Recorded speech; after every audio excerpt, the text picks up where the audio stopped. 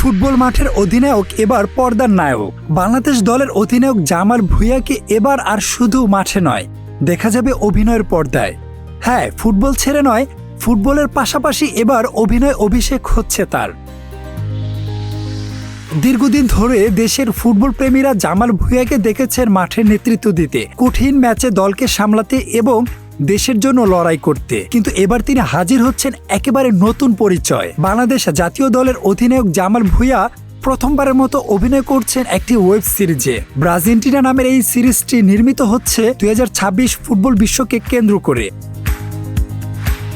রাজধানীর কলাবাগানের একটি মাঠে ইতোমধ্যে শুরু হয়েছে এর শুটিং। অভিনয়ে নিজের অভিষেক নিয়ে বেশ উচ্ছ্বাসিত জামাল। তিনি জানিয়েছেন 4 বছর আগেও অভিনয়ের একটি প্রস্তাব পেয়েছিলেন, কিন্তু ব্যস্ত ফুটবলের সূচির কারণে তখন তিনি সেটি আর করা হয়নি। এবার সময় ও সুযোগ মিলেছে বলেই নতুন এই চ্যালেঞ্জ গ্রহণ করেছেন তিনি। জামাল বলেন, ক্যামেরার সামনে বিজ্ঞাপনে কাজ করার অভিজ্ঞতা থাকলেও অভিনয় একেবারে ভিন্ন একটি বিষয়।